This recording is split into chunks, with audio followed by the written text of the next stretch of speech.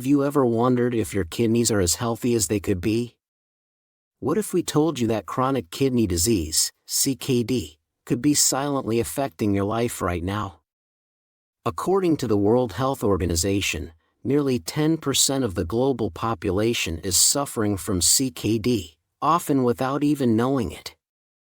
Each year, 786,000 Americans end up tied to a machine for life because of kidney failure. That's millions of people at risk of severe health issues, but there's good news: knowledge and early action can make all the difference. Now, CKD is not a life sentence anymore.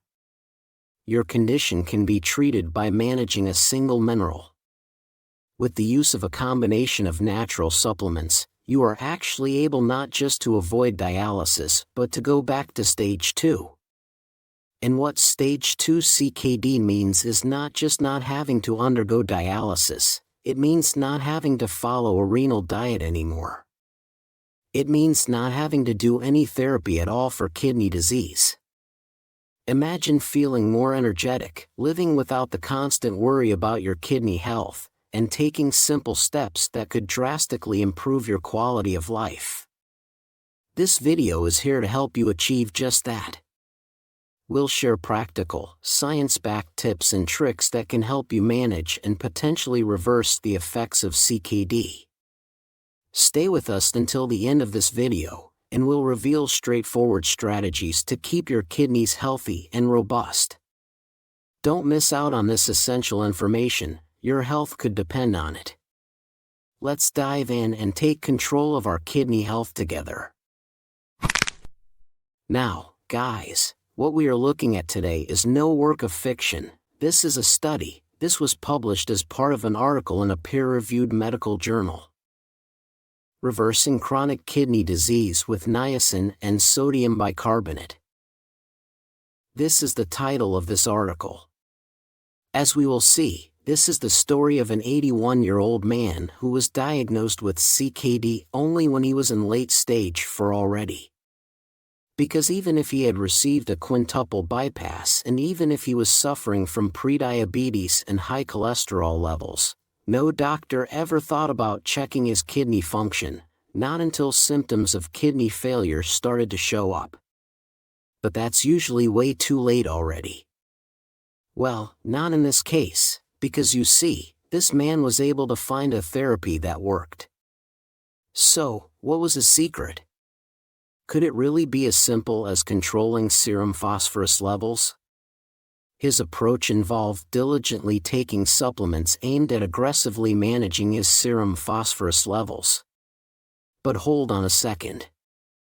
You might be wondering, can merely controlling serum phosphorus levels be sufficient to completely reverse CKD? Well, in certain cases, it absolutely can. Here's the thing about chronic kidney disease: it's not a one-size-fits-all condition. It's more like an umbrella term covering a range of kidney issues, each with its own causes and potential treatments. However, there's one common denominator among all CKD patients: phosphorus. Let me emphasize this point, it's crucial. Lowering phosphorus levels could be the key to halting the progression of the disease. Excess phosphorus isn't just harmful to your kidneys, it wreaks havoc on virtually every organ system in your body. So, if you're dealing with CKD, getting those phosphorus levels down is non-negotiable if you want to see any improvement. Today, I want to shed light on the most effective strategy for managing phosphorus levels, a factor often overlooked but capable of making a world of difference for CKD patients. It could mean the distinction between ending up on dialysis or regaining control and returning to stage 2. For this patient, tackling phosphorus alone was the ticket to restoring his creatinine levels and kidney function to normal. And guess what? You can do the same. Stick around because we're about to uncover how. If you find this video helpful, please hit the like button and consider sharing it with a friend. And I know what you might be thinking: I'm already juggling concerns about potassium, oxalate, and uric acid. Do I really need to add phosphorus to the mix? Trust me, it's worth paying attention to. Phosphorus is one of the most critical renal toxins, and it doesn't just harm your kidneys, it can be deadly. Recent studies are increasingly linking higher serum phosphate levels to increased mortality rates in people with CKD. Here's why. When your kidneys can't filter phosphorus efficiently, it binds to calcium, leading to vascular calcification. This calcification can cause heart disease, heart attacks, strokes, and more. That's why I believe high serum phosphate levels are potentially even more dangerous than high potassium levels. Phosphorus is a major reason why people with kidney disease are advised to avoid dairy products, meat, and fish. If you have CKD and still include protein in your diet, it's likely from low phosphorus sources like egg whites or beans. Controlling phosphorus levels was crucial in the case study we discussed for significantly improving kidney function. The patient would never have been able to return to stage 2 without managing his phosphorus levels. For anyone with CKD, your diet and treatment plan should prioritize controlling phosphorus levels. It's that important. So, you might be wondering, how did this 81-year-old patient manage to get back to stage 2 CKD? His remarkable improvement came from a three-pronged approach to controlling his phosphorus levels. A key part of his treatment was taking calcium carbonate, which I often recommend because it's effective. He took between 2 to 4 grams of calcium carbonate daily, along with TAID tablets during meals. Additionally, he took 1.8 grams of sodium bicarbonate per day, which is crucial for combating metabolic acidosis, a common issue in CKD patients. Another important component of his treatment was niacin. While niacin isn't typically used to manage phosphorus levels, it has shown potential benefits in this area. The author of the study believes that niacin played a significant role in the patient's recovery to stage 2 CKD. Niacin not only helps lower phosphorus levels but also combats proteinuria. Interestingly, the way niacin was administered in this study differs from the typical approach for kidney disease patients. We'll dive deeper into the specifics of niacin treatment in the next part of this video. Before we move on, let's talk about something crucial. Are your phosphate levels under control? It's crystal clear that without a solid strategy to manage phosphorus levels, you can't effectively handle CKD or prevent kidney failure. So, is your approach to controlling phosphorus working? This is critical because, as we've seen, it can literally save your life. The only way to know if your phosphorus levels are in the safe range is by checking your recent blood work. The ideal range for phosphate is 2.5 to 4.5 milligrams per deciliter. If your levels are higher than that, you're at significant risk of rapid kidney disease progression. So, what can you do if your phosphate levels are out of range? There are two main ways to lower phosphate levels: limiting your intake through diet and using binders. Let's start with diet because it's probably the most important step to improving your kidney function. The big question is, which foods contain phosphorus? The most common dietary sources of phosphorus include dairy products, meat, poultry, and seafood. Processed foods such as deli meats, bacon, sausage, sodas, and sports drinks are also high in phosphorus because phosphates are often used as food preservatives. Additionally, baked goods, breakfast cereals, sauces, and many other packaged foods can be rich in phosphates. If your goal is to reverse kidney disease, all the foods listed here should be completely avoided as they're not suitable for a renal diet. However, there are some foods with phosphorus that you don't need to completely eliminate. These include legumes, nuts, whole wheat breads and cereals, and certain vegetables like asparagus, tomatoes, and cauliflower. So, there are foods with phosphorus you should avoid entirely and others you can still enjoy. But why is that? Why is phosphorus from some foods worse than from others? The answer lies in the type of phosphorus and how our bodies absorb it. Stay tuned, and I'll explain this in more detail. There are various types of dietary phosphorus, and this distinction is important because the body reacts differently depending on the source: plant-based foods, animal-based foods, or additives. Phosphorus additives are particularly problematic. Foods with added phosphorus cause your blood phosphorus levels to rise more than foods with natural phosphorus. This is because phosphorus from additives is nearly 100% absorbed by the body. Phosphorus from meat and dairy is also highly absorbed, with about 90% ending up in our bodies. In contrast, only about 30 to 40% of the phosphorus from plant-based foods is absorbed. Additionally, plant-based foods contain much less phosphorus than animal-based foods, making legumes, nuts, seeds, and grains suitable for your diet despite their phosphorus content, due to their numerous health benefits. So, if you've followed along, you now understand why a plant-based diet, primarily consisting of whole, single-ingredient foods, is the cornerstone of CKD therapy. Phosphorus damages your kidneys. Therefore, the first rule of a renal diet is to avoid meat, fish, dairy, and processed foods with added phosphorus. Always check labels for phosphates. On the other hand, strictly limiting foods like grains, nuts, seeds, and other plant-based items won't significantly help manage phosphorus levels. One more important tip: you can further reduce phosphorus absorption with a phosphate binder. So, here's a question: what can you use to decrease phosphorus absorption? Stay tuned to find out.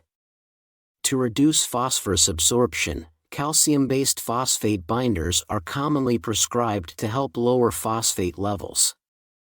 Taking them with meals can be beneficial because calcium carbonate attaches to the phosphorus in the foods you consume. This binding process allows the phosphorus to be excreted through the bowel, preventing your body from absorbing excess phosphorus. If you're not already taking a phosphate binder, it's worth discussing with your doctor to see if it's appropriate for you. These binders offer additional benefits as well. Because they're calcium-based, they can help raise serum calcium levels, which are often too low in individuals with CKD. Furthermore, calcium-based phosphate binders can protect against oxalates. In the case study of the 81-year-old patient who transitioned from stage 4 to stage 2 CKD simply by lowering his phosphorus levels, he was prescribed 2 to 4 grams of fast-acting tablets daily, taken with his main meals. While this is a common prescription, it may not be suitable for everyone. It's essential to have a conversation with your doctor about whether this treatment is right for you. Remember, phosphate binders are not unconventional supplements or alternative medicine. They are widely used in CKD patients and are recommended by current medical guidelines. If your doctor advises against using a phosphate binder for your CKD, don't hesitate to ask for clarification. Request detailed explanations for their decision. Your health is important, and it's vital to advocate for the most appropriate treatment plan for your condition. Now guys, as I was saying, the most important part of the 81-year-old patient's treatment was the vitamin, immediate-release niacin, a natural form of vitamin B3. Now, vitamins are not widely used to treat high phosphorus levels in CKD patients today, but this may change. Now, let's see why. I have personally observed more than 25 documented cases of individuals having their disease progression not only halted but reversed with the addition of 3 to 5 cents worth of niacin per day. This is what the author of this study says about niacin and CKD. But are they right? Do you actually need to take niacin in order to reverse CKD? Absolutely. Individuals with CKD are indeed advised to supplement niacin, but in moderate doses. Nowadays, CKD patients are typically recommended to take all the B group vitamins. Niacin, in particular, holds significant potential, especially for those grappling with high cholesterol levels, as it can effectively lower LDL cholesterol, commonly known as the bad cholesterol. However, its primary benefit lies elsewhere. As highlighted by the study's author, niacin can reduce phosphorus levels by binding to this mineral in the intestine. I strongly believe that the niacin-based treatment proposed in the study could hold promise for CKD patients in the future. However, it's essential to note that the dosage administered in the study was relatively high and somewhat experimental. Therefore, I urge you to watch the video until the end and consult your doctor before considering any adjustments to your daily niacin intake. Now, let's dive into the dosage aspect in a moment. But first, a critical question: how can niacin potentially serve as the key to reversing stage 4 kidney disease? Niacin, a potent form of vitamin B3, has emerged as a boon for kidney health, according to scientific research. Numerous studies have demonstrated niacin's ability to lower elevated cholesterol levels, thereby safeguarding both heart and kidney function. A comprehensive review of these studies, published in the American Journal of Kidney Diseases, revealed that niacin exerts a favorable influence on various risk factors associated with the decline in glomerular filtration rate, GFR. These factors include HDL concentration and function, triglyceride levels, oxidative stress, inflammatory markers, endothelial function, and serum phosphorus levels. The author of this meta-analysis, featured in AJKD, suggests that niacin supplementation may significantly reduce overall mortality rates among individuals with kidney disease. The significance of niacin in the context of CKD lies in its role in phosphorus control. As we've discussed, managing phosphorus levels is paramount for kidney protection. In essence, incorporating low-dose niacin into the regimen of individuals with CKD could yield considerable benefits. While higher doses of niacin may pose potential side effects, they also present an intriguing avenue for halting or even reversing the progression of kidney disease. Now, let's address a crucial question: what dosage of niacin was utilized in this study? The recommended dosage in this study ranged from 100 to 500 milligrams of immediate-release niacin, to be taken 1 to 3 times daily. However, it's important to note that doctors typically advise undergoing periodic liver function tests when consuming 100 milligrams or more of niacin daily. If you're already taking a renal multivitamin, chances are you're receiving approximately 20 milligrams of niacin per day. As I mentioned earlier, it's essential to discuss with your doctor whether a higher dosage could be beneficial for you. And folks, if you're eager to explore more success stories like the one we've discussed today, check out the video linked here. That's all for today. Thank you for tuning in. Wishing you all the best. Take care, and goodbye.